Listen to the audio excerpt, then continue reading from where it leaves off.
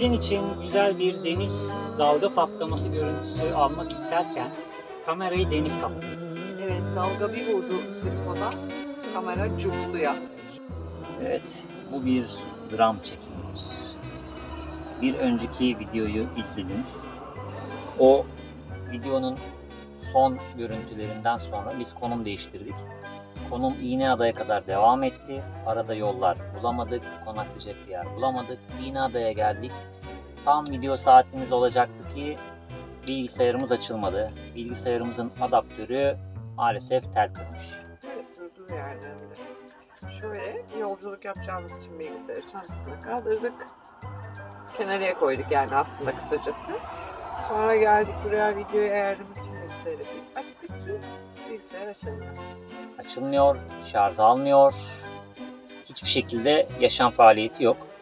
Evet, periş yok. Evet, yani Kamera, bilgisayar ikisi aynı gün içinde. Mortingen oldu. Ama bilgisayarı kurtardık. Bilgisayarın kablolarını söküp tekrardan bağlayıp yalıtımladık ve şansımıza çalıştı. Ama kamera için aynı şeyleri söyleyemiyoruz. Çünkü kameramız tuzlu su aldı. Kapak tam kapanmadığı için. Dün akşam en son yaptığımız şey kameranın içini 3 defa suyla yıkadık, çalkaladık tuzlu suyu arındırmak için.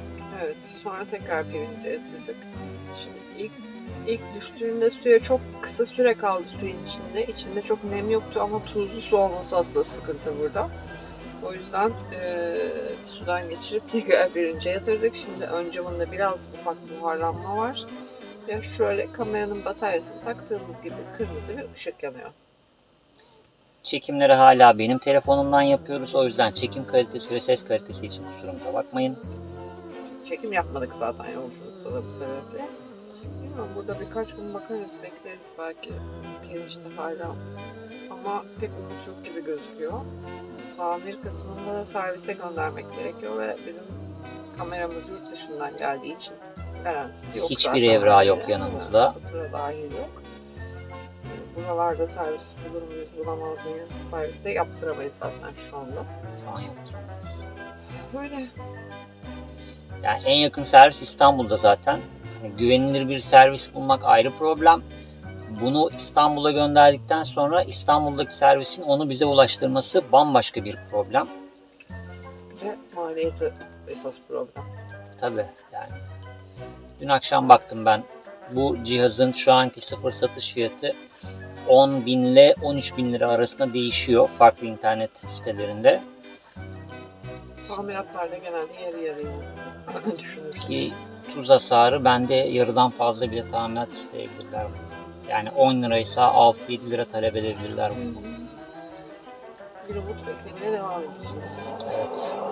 O yüzden kısa bir video çekelim olaylar sıcağı sıcağına iken, sonrasında unutmayalım ve atlamayalım diye size bilgilendirme videosu çekmek istedik.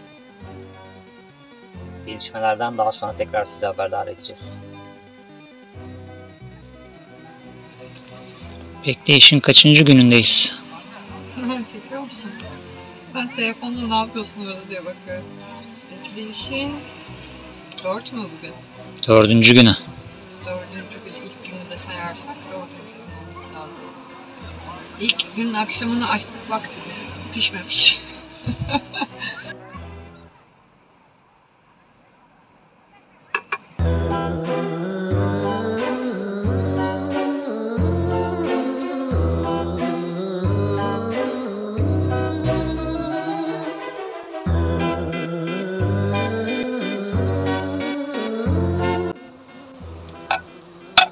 Kader anı.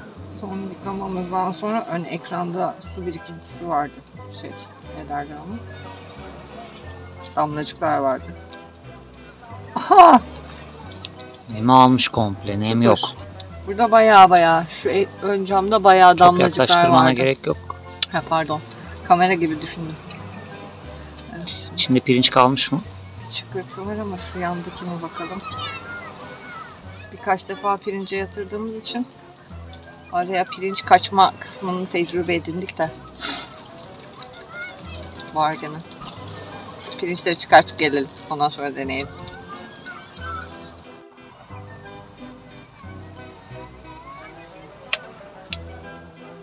Aha, ışık yok.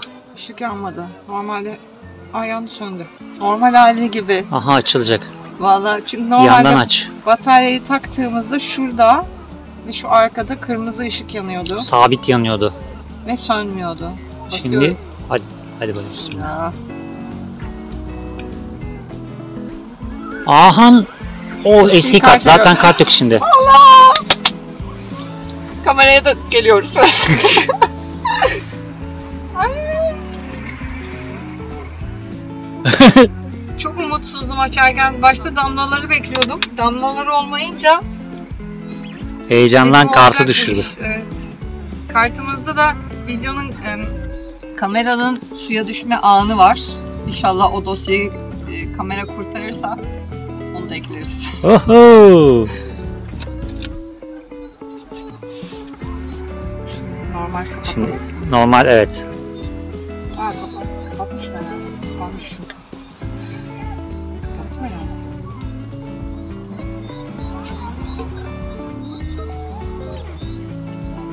Evet, görmeyince otomatik olarak kapattım.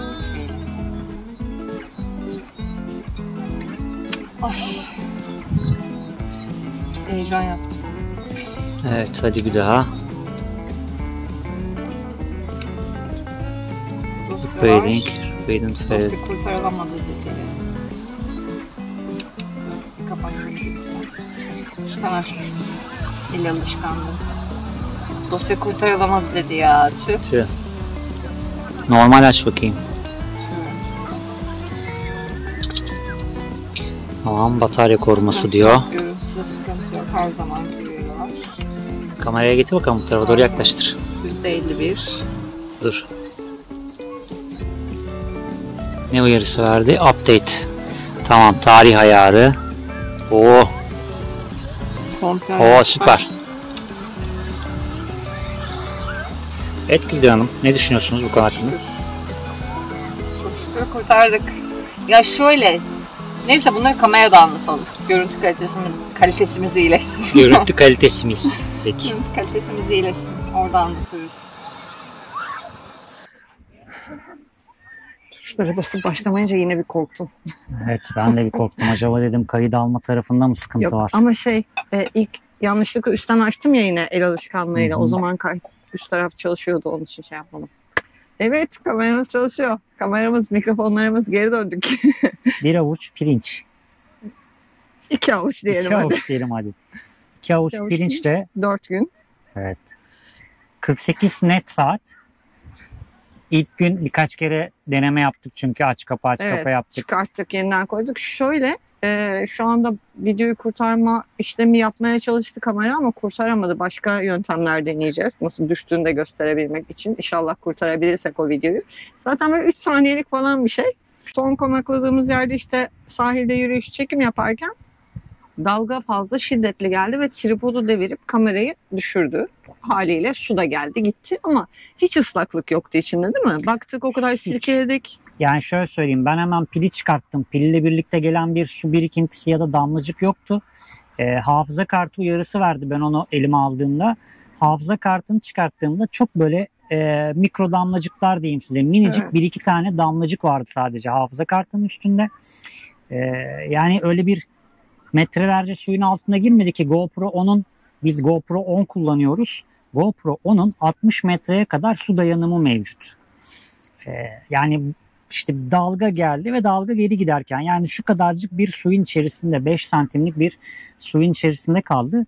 Ama işin kötü tarafı ya biz kapağını tam kapatamadık çünkü devamlı mikrofonlar kullandığımız için onun yan kapağı, pilinin bulunduğu bölgeyi kapatan kapak devamlı açık. Evet.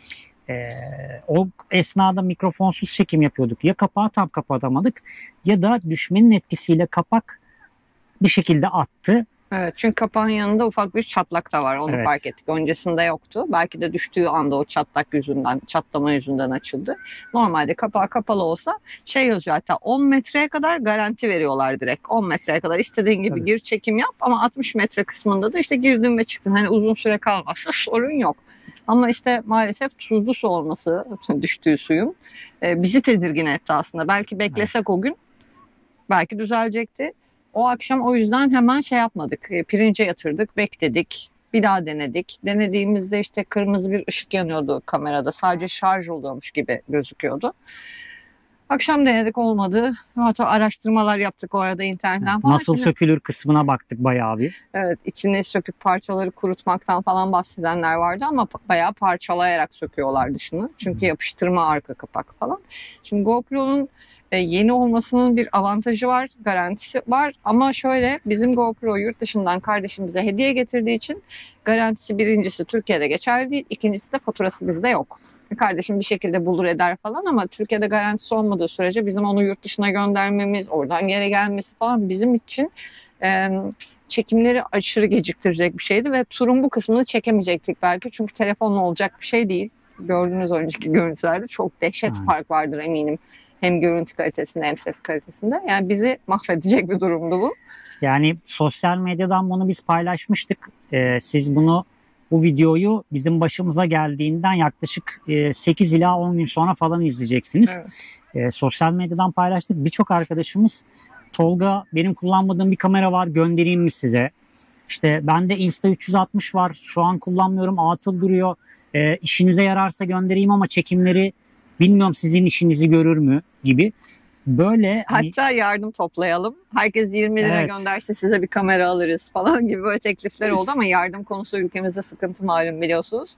O zaman şey falan dediler, işte borç olarak gönderelim o zaman. Onu kabul ederler falan. Neyse ki çok şükür hiçbirine gerek kalmadan. Hiçbirine gerek kalmadan çözüldü. Bizim bu tür kötü olaylar diye adlandırdığımız bu olaylar, talihsiz olaylarda en çok bizi mutlu eden şey çevremizdeki insanların bize davranışları. Desteği kesinlikle. Biz bunu İzmir Karaburun'da motor bloğumuz düştüğünde de yaşadık. Hani hiç tanımadığımız takipçilerimiz bile bize yardım desteğinde bulundular. Yardım teklifinde bulundular daha doğrusu, her ne kadar kabul etmesek de. Şavşat'tan aşağı inerken biliyorsunuz bu Karadeniz'e girdiğimiz turun başlangıcında amortisörümüz patladığında da aynı mevzuyu yaşadık birçok dostumuzdan. Hatta YouTube'da birçok takipçimiz süper teşekkür satın alarak doğrudan bize destek oldular. Üyelikleriyle destek oldular. O ara makrome alımları çok oldu. Evet. Katıl aboneliğinde mazot desteğiyle alakalı destek yapıp o iş için sonradan aboneliklerini çektiler ve normal katıl butonu aylık abonmanlığa döndüler falan. Hani bu bizi çok mutlu ediyor. Tabii. Yaşadığımız bu kamera olayında da çevremizdeki insanların, bizi birebir tanıyan ya da tanımayan insanların bize bu şekilde destek olmaya çalışması bizleri gerçekten çok mutlu ediyor. Onun için hepinizin nezdinde bütün bize destek olan siz sevgili dostlarımıza buradan teşekkür edeyim. Ben de. Ben de. Vallahi iyi ki varsınız. Yani hani bunun teklif edilmesi bile insanın moralini düzelten bir şey. Çünkü bir çekim ekipmanımız var. Onun başında böyle bir şey gelmesi bizim için çok üzücü bir durumdu gerçekten. Ve hep şeyiz yani böyle. Bakayım nerede? Şurada. Mesela kamerayı elimizde tutarken bile şu bezle tutuyoruz, korumaya çalışıyoruz ki ekranı çizilmesin, işte çekim kalitesi değişmesin. Çünkü ikinci bir alternatifimiz yok şu an itibariyle. Tabii. O yüzden gözümüz gibi bakıyoruz aslında. Aynen. Bizi ilk baştan beri takip eden dostlarımız bilir. İlk önce biz bu yolculuğa SJCam'in SJ8 Pro diye bir modeliyle başladık. Onu da yine sevgili bir takipçimiz satın aldı bizden daha sonrasında. O kamerada mesela biz bu kadar davranmıyorduk. Biraz hor kullanıyorduk kamera. Aslında çok hor kullanmıyoruz eşyalarımızı ama bunun kadar özen göstermiyorduk. Kamerayı bir düşürdük ve merceğinde çekime yansımayan çok böyle belirli belirsiz ışık açılarında belli olan, fark edilebilen sadece kılcal çizikler oluşmuştu. Biz o andan sonra Gülden'e dediği gibi işte aşırı dikkat ediyoruz ekipmanlarımıza, aracımıza, evimize. Hani o yüzden böyle başımıza bir şey geldiği zaman tedirgin oluyoruz. Aynen öyle. Yani o kameradan da bahsedeyim ama mesela o kameramız, bu GoPro bize hediye geldiğinde diğer kameramızı sattık. Yani bir arkadaşımız aldı. Ve onun yerine mikrofonları aldık mesela. Evet, işte hepsi birbirinin devamını getiriyor. Yani o yüzden hepsi çok değerli bizim için. Onda da şöyle dedik. Bu SJCam'i satarsak buradan gelecek olan parayı mikrofona yatıralım. Onda da şu gördüğünüz mikrofonları aldık. Aynen öyle. O yüzden hepsine önem veriyoruz tabii haliyle. Çünkü birinden birisi eksik olunca bizim bu videoları düzenlememiz artık mümkün değil. Aynen. Yani ya mümkün oluyor ama görüntü kalitesi çok değişiyor. Tabii Videonun canım. başında izlediğiniz gibi çok enteresan bir görüntü kalitesiyle mesela- karşılaşabiliyorsunuz. Çünkü telefonlarımız çok üst düzey telefonlar değil. Şu anda neredeyiz? İğneada'dayız. Evet, İğneada'dayız. Kameramız çalıştığı için size İğneada'yı gezdirebiliriz en azından. Canınızı sıkmayalım. Birazdan çok güzel manzaralar eşliğinde size İğneada'nın güzelliklerini gösterelim. Şunu alayım. Merhaba. Merhaba, merhaba. Şimdi kameradan dolayı mevcut konumda çok fazla konaklayınca her şeyi sıfıra tükettik. Tüpümüzü dolduracağız. Tüp bulamadık. Tüp yok buralarda. Çarşıda var dedi. Bakının dedi. Şimdi tüp Çarşıya da arayacağız. karavanla giremediğimiz için karavanı ve Max'i burada bırakıp Evet. Biz doldurmaya yürüyoruz. çarşıya gideceğiz şimdi. Max, karavanı bekle, tamam mı? Bekle. Anahtar sende mi? Bende anahtar. Kartı aldım. Anahtar bende. Şimdi tüpçü bulmaya. İğneada ekoturizm rotası. Direkt İğneada'nın merkezinde. Demirköy tarafında Fatih Dökümhanesi var. Buraya biraz daha dışarıda kalıyor. Sahil tarafında değil. Nikola Manastırı, Cehennem Şelalesi, Dongoz Ormanları. Yani bu bölgede gezilecek çok fazla yer var.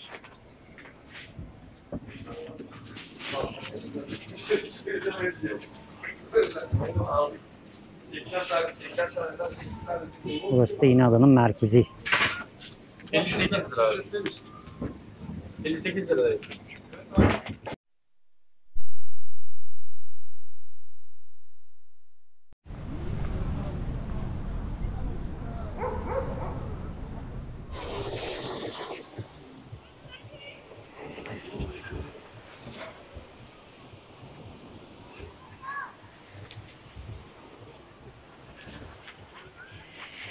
Muhteşem İğneada plajı. Çok güzel görünüyor aşağısı. Hemen bakalım. Oo, ne kadar kalabalık. Evet.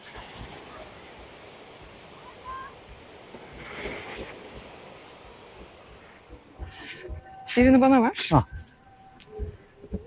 Evet. İşlerimizin bir kısmını hallettik. Market alışverişlerimizi yaptık. Ekmek bulduk. Max'e ödül maması bile bulduk. Ama bir tek tüp bulamadık. Bölgede tüp kalmamış. Evet ya, küçük tüpler bitmiş. Evet. Birkaç nokta var. Tüpçü vardı, marketler vardı. Hepsine baktık ama yok. Evet. Bakacağız artık, ileriden bir yerden dolduracağız 1-2 gün. Allah. 1-2 gün içinde bitecek çünkü tüpümüz. Aynen.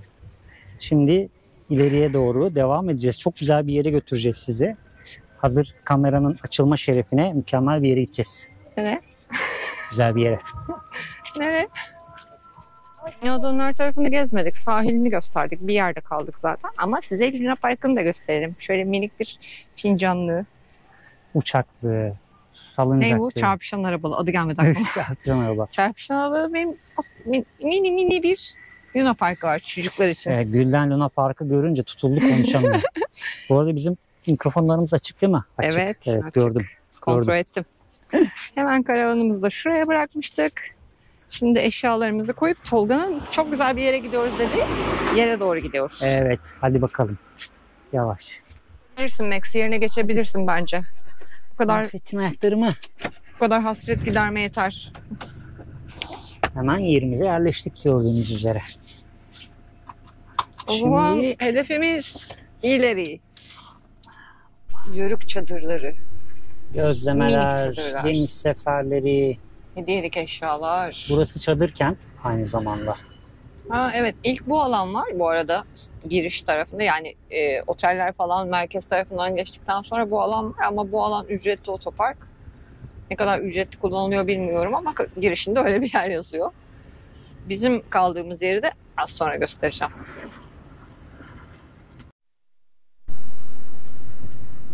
Biz birkaç gün burada konakladık. Aynen, şu boş alanda biz vardık. Burada konakladık. Kameramızın iyileşmesini bekledik. Denize girenleri izledik. Burada denize girmedik bu arada biz. Deniz ufacık bir dalgalı. Ama hemen kıyısı çamur gibi oluyor dalgalanınca, kum olduğu için. O yüzden yüzmedik. Şimdi nereye doğru gidiyoruz? Liman tarafına doğru gidiyoruz. Orada değişik bir yerler varmış. Evet, limanın üst tarafında çok güzel bir manzara görebileceğimiz bir yer olduğunu tahmin ediyorum. O tarafa doğru sürüyoruz şimdi. Bu arada yol boyunda fark ediyorsunuz ki bir sürü karavan var yine. Burası bayağı popüler bir yer sanırım karavanlar için. Evet, İstanbul ve yakın çevre işte Tekirdağ olsun, Çorlu olsun bölgedeki karavancıların uğrak noktası. Daha doğrusu tatilcilerin uğrak noktası diyebiliriz. Dikkat tank çıkabilir tabelası vardı az önce yakalayamadım. Evet. Kameramızın aksilikleri halen daha devam ediyor. Basma tuşu yani kameranın kayıt başlatma tuşu tam işlevli çalışmıyor. Evet biraz nazlanıyor. Birkaç kere basmak gerekebiliyor açmak ya da kapatmak için. Ben Burası 3-5 askeri defa alan basana olmuş. kadar evet askeri alan sağ tarafımız tank tabelası vardı yolda işte. Evet. Ağaçlar arasında çok güzel bir yol.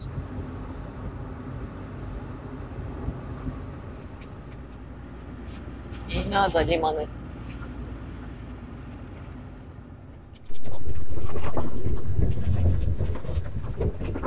Çok ineğin poposunu çekebildim kamera açana kadar ama idare edin yani. Ne demek istediğimizi burada anlatabilmişimdir umarım.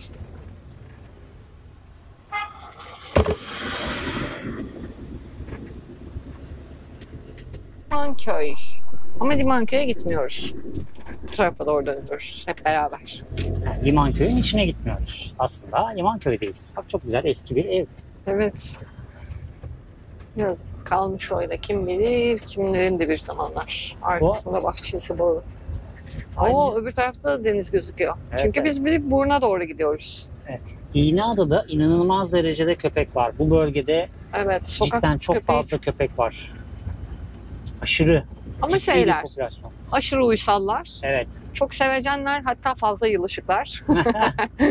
Ama Max'te hiçbir sorun yaşamadı. Max istemedi bazı yılışık arkadaşları Evet, yanımıza gelmesini bazısı sadece.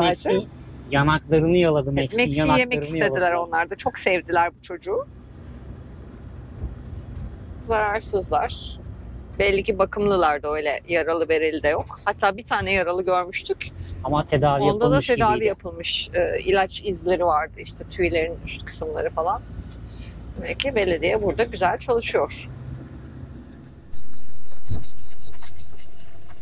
Evet. Fener'e geldik. Neydi? Of. Fransız burnu muydu eski adı? Evet, Fransız burnu yazıyor. Limanköy Feneri diyor. Ama eski adı Bir de Fransız. İğneada Feneri diye de üçüncü şık mevcut.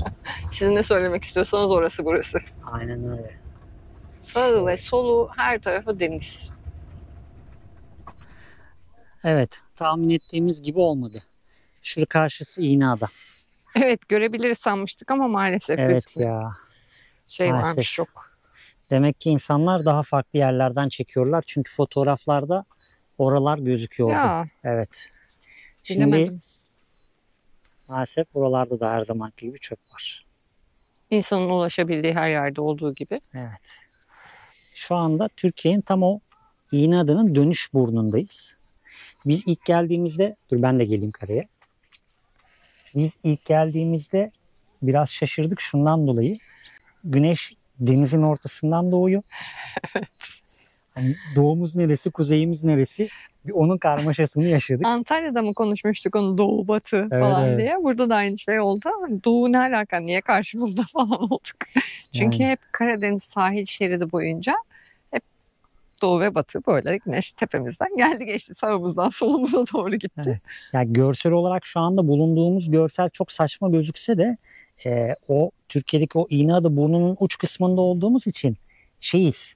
Aslında Biz dönüyoruz. biz dönüyoruz ve tam doğu istikametine dönüyoruz. Yani o Evet. yüzden biraz kafamız karıştı. Nasıl olur Ama dedim bütün yani. Karadeniz boyunca hep kuzeye doğru Evet. baktık. Bütün konakladığımız yerlerde kuzeye doğru baktık. O çok kafamızı karıştırdı. O evet bizim kafamızı karıştırdı. Yönümüzü bulamadık bir an. Şöyle biraz manzarayı izleteyim. Evet denize bakalım. Madem İğneada tarafını göremiyoruz denizi görelim. Evet. Bak şu gemiyi kaç gündür öbür köşesinden görüyorduk. Hemen şuradan gösteriyorum gemiyi. Şu arkadaş. Dalga sesleri ne güzel geliyor. Aşağıda kayalıklar Evet. varmış. Biraz da bu taraftan bakalım manzaraya. İğneada bizim için çok maceralı oldu. Aslında tam İğneada dememek lazım. Kıyıköy'le birlikte başlayan bir Evet. maceralı süreç var. Hatta Yalıköy Yalıköy. müydü? Yalıköy.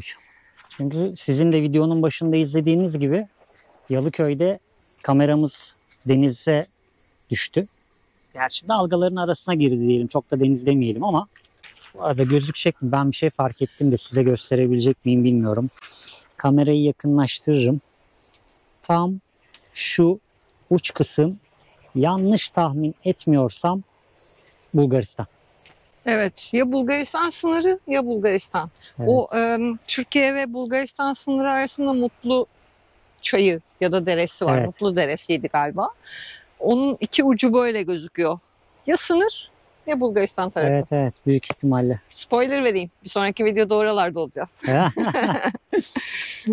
Bu videoda kameramızın azizliğine uğrayarak birçok kısmı size gösteremedik. Haliyle Evet. keyfimiz de kaçtığı için çok da keyif de yapmadık. Onları da Aynen. çekemedik. O bulunduğumuz alanı da çekemedik. Kameramız iyileşse dahi artık bir an önce gidelim buralardan istedik. Evet, yani nereden baksanız bir 4 gün 5 gün hem kamerayla uğraşıp hem Evet. onun stresini yaşayıp hem de sonrası için acaba kamera bozulursa ne yapacağız kısmıyla çok cebelleştik. Evet. O yüzden çok fazla vakit harcadık İğneada'da. Ama güzel bir yer. Biz beğendik. Sadece biraz daha derlenip toparlanması lazım sanırım Evet, yani turistik hani olarak. daha meşhur ya, böyle ismen bilindik bir yer, daha böyle ne bileyim daha Bir düzen bekliyor insan da. O düzeni düzenli biz ve daha göremedik. gelişmiş bir yer bekliyorsun aslında Evet. ama yani işte otel varsa otel gelişmiş sadece. Evet, ya şey var, Longoz'un içine falan girebiliyorsunuz. İnanılmaz güzel şeyler yapmışlar. Evet. Ee, Ve tamamını gezmedik biz de bu arada. Belki Tabii. vardır o alanlar ama merkez kısmı bir de küçük bir sahil kasabası gibi aslında. hayır, Longoz'un içinde bungalov evler yapmışlar. işte. Öyle halka. Otel Yararlanacak örneğini o değil. yüzden dedim. Otel varsa otel gelişmiş. Yani totali kapsayan bir şey değil. Evet evet yani. Ama güzel, şirin bir yer. İnsanları çok şirin. Amcanın Evet. birine sorduk. Daha doğrusu soracaktık tüp nereden alabiliriz diye. O dedi Yeşil Bursa'yı bırakıp buralara mı geldiniz falan diye direkt muhabbete başladık. Evet. Aslında güzel insanları var. Güzel doğası var. Yemyeşil yolları var. Evet, yollar çok güzel bu bölgenin. Evet. Doğası çok güzel. Karadeniz'in son bir videomuz daha var. Karadeniz Kıyısında. kıyısından son bir videomuz daha var. Orayı sona bıraktık özel olarak. Özel olmasını istedik çünkü. Evet. Yaklaşık 1600 kilometre Artvin Hopa'dan başlayan Karadeniz kıyısı turumuz, kıyı şeridi turumuz Beğendik sahiliyle son bulacak. Bu da yaklaşık Evet. 1600 kilometre yapıyor. Ege kıyısını bitirdik, Akdeniz'i bitirdik. Güneydoğu'nun bir kısmını hava şartlarından dolayı geçemesek Çok de en alt köşeyi gezemedik. evet, Hakkari ve Şırnak sadece eksik kaldı bu turda. Şu anda Karadeniz kıyı şeridi bitmek üzere. Buradan sonra Bulgaristan ve Yunanistan sınır şeridinden sonra Evet. Çanakkale'miz ve Bursa'ya Son- geri dönüşümüz var. Türkiye'nin son üst kıyı köşesi kaldı Evet, sınırdan son köşe geçmediğimiz. kaldı. Çok bilmiyorum, 2 yıldır yollardayız bu Evet. tur için. Çok keyif aldık. İnanılmaz güzel Çok. yerler gördük. Çok güzel yerler izlettirdik sizlere de. Bakalım bundan sonraki macerada bizi ne bekliyor? Bakalım. Bulgaristan sınırında görüşmek üzere. Bir sonraki videoda görüşmek üzere. Kendinize iyi bakın. Hoşça kalın. Hoşça kalın.